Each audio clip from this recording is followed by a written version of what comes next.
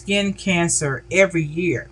But one of the most preventable types of cancer is skin cancer. That's why you see there's an entire market for preventing sun exposure or overexposure to the sun. All right. And so we have to make sure that we are doing things we can that will help us to prevent skin cancer. So one of the things that the Mayo Clinic suggests is to avoid midday sun. So between 10 a.m. and 4 p.m., they suggest that is when the sun's rays are the strongest.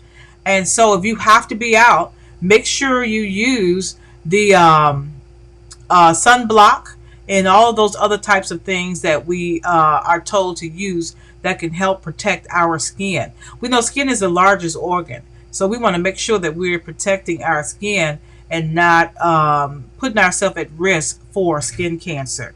Also, stay in the shade. I know a lot of times people feel like, hey, I ain't got to stay in the shade, but the Mayo Clinic suggests that if there is shade during those high sun ray times or when the sun is the strongest, stay in the shade. Okay. Sunglasses, broad rim helps. Hats help. So, how many sunglasses? Can I get a show of hands right where you are? And how many of you are wearing those wide brim hats that can help protect you again from the sun's rays? Okay, so we want to make sure that we're doing that. Cover exposed areas. So if you know that your arms are out, if you know that your feet are out, your legs are out, sometimes it's good for you to cover those exposed areas with loose fitting clothing. Okay, we know you don't want to be hot. We know it's the summer. This is the best time to make sure that we're wearing our least amount of clothes. We know when you say summer, when you say it's warm, we all think, okay, I can shed all the clothes. Okay, but the Mayo Clinic wants us to be wise and to cover some of those exposed areas, especially when the sun is very high. Okay, so that can help us to prevent skin cancer. And some people probably think, oh, I don't know any black people who's gotten skin cancer. Well, people of color, yes, can still get skin cancer. And so I want you to protect your skin. Deacon Sylvester put up here for us to protect our skin. And so we want to make sure that we are doing that. All right. So no matter what color you are, no matter what your ethnic background is, you can still develop skin cancer if you're not protecting your skin.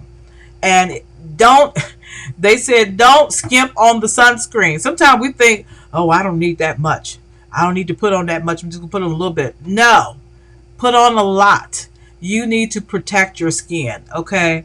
And so sometimes we're afraid to put a lot on the babies. We're afraid to put a lot on the kids. We're afraid to put a lot on ourselves. But no, you want to protect your skin. And I think the minimum that they say you need to use is where it has to have at least an SPF of 30.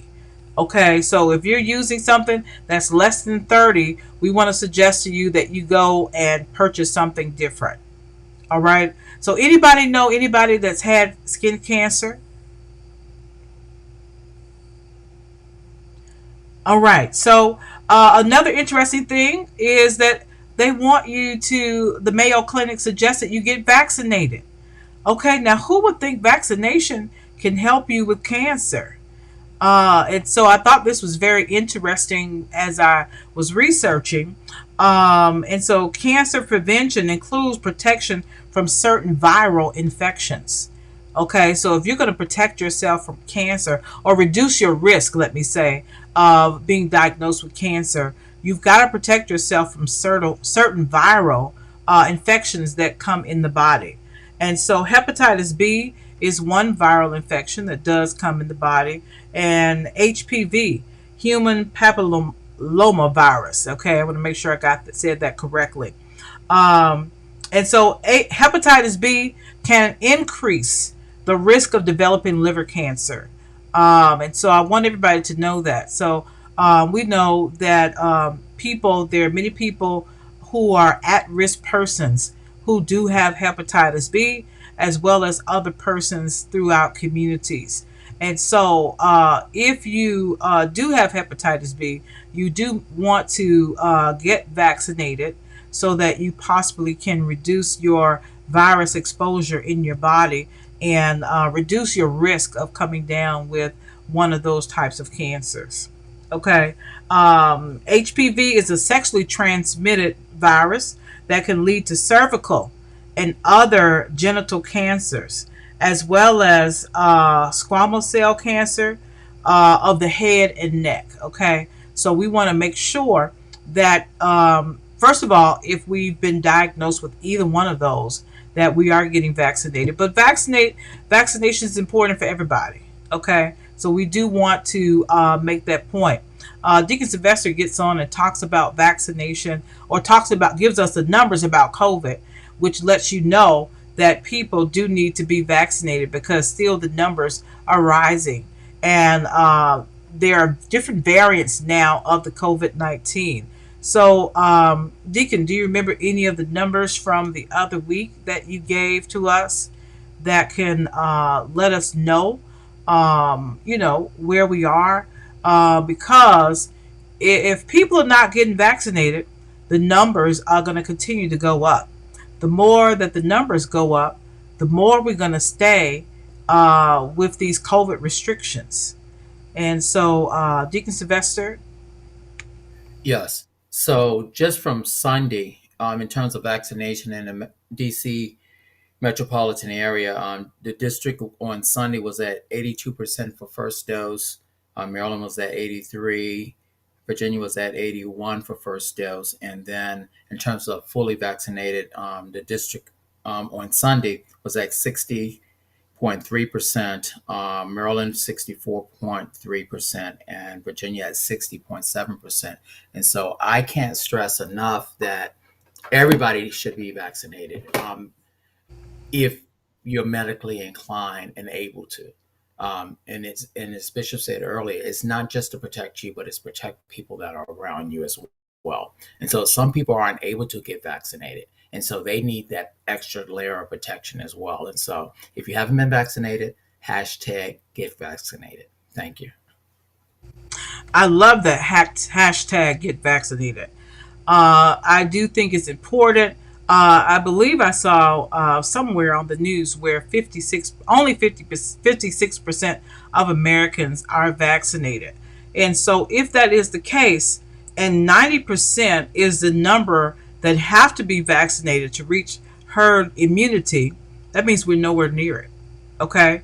And so that means that the variants are going to continue, and this virus is not going to be going away as soon as we had hoped it would be, because so many are not getting the vaccination. So, thank you so much, Deacon Sylvester, for sharing that with us. Now, we want to know also, it says, when you talk about reducing your risk of cancer, you have to avoid risky behaviors. And so there are a lot of behaviors that are risky, but when we talk about that, we want to put at the top of the list to practice safe sex. So people may say, well, what does that have to do with cancer? Okay. But here they suggest that you limit your number of sexual partners. Use a condom when you have sex. The more sexual partners you have, the more likely you are to contract a sexually transmitted infection. People who have HIV or AIDS have a higher risk of cancer, cancer of the anus, cancer of the liver, and cancer of the lung. So it is thought that if you practice safe sex, you could possibly reduce your risk of those particular types of cancers. Okay? Don't share needles.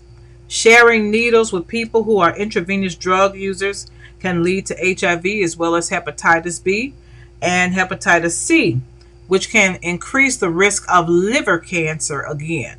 So we want you to be safe, and when at all possible, work to avoid risky behaviors. The last one is one we really cannot stress enough. We want to spend about our time talking about this, and then we'll take some questions. I know I think we lost some of our people because the signal dropped for a moment.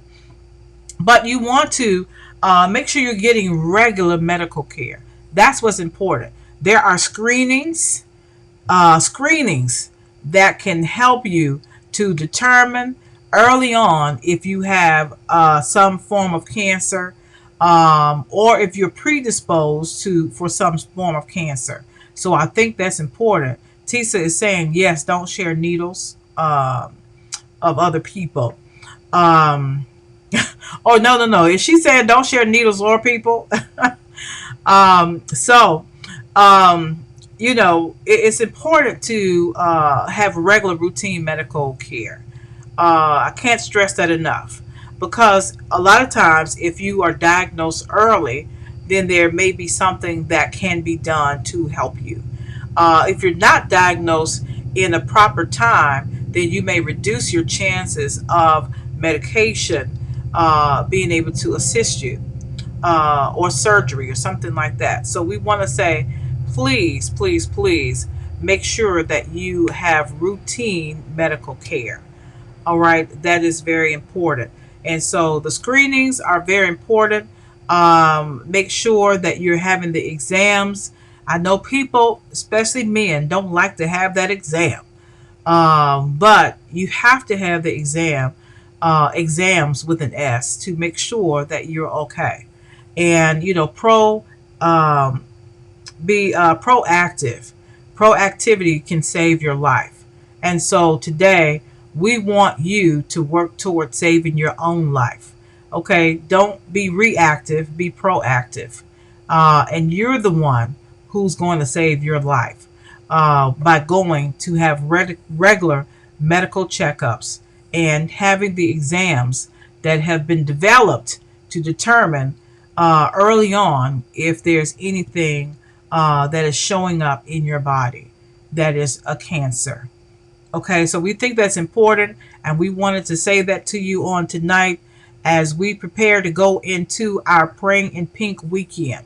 And so hopefully somebody has been blessed by this topic on tonight with cancer awareness. We did want to know again if anyone watching is a cancer survivor. We celebrate you, and we want to make sure that we continue to celebrate what God has done in your life. And if you have any persons who have transitioned from any type of cancer, Sunday we will call their names during our Prayer in the Pink service, and we want to make sure that we have their names. So you can send those to us in the chat on Sunday, and we will make sure that their names are on the list. Or you can send them to us tonight, and we will make sure that their names are on the list. But we want to call the list of every person that call the names of every person that has transitioned from cancer that meant anything to any of you. And so we want to make sure on Sunday that we do call their names. All right. And so, are there any questions at this time? If there are any questions, please do type them into the chat, and we'll see how we can best answer those questions at this time. So, are there any questions? Any questions? Any questions at this time?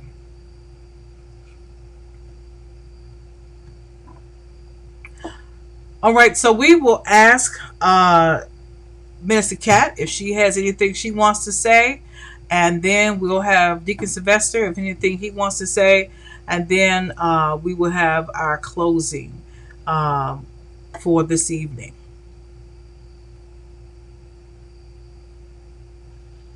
Just want to say thank you, everyone, for joining us, and join us on next week as we celebrate our Cure for Cancer service on Sunday. Thank you.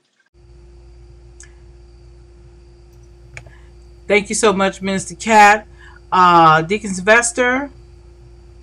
Yes, I would like to invite everyone, and I mean everyone, to participate in our Praying in Pink 2K walk, our first walk for ELC.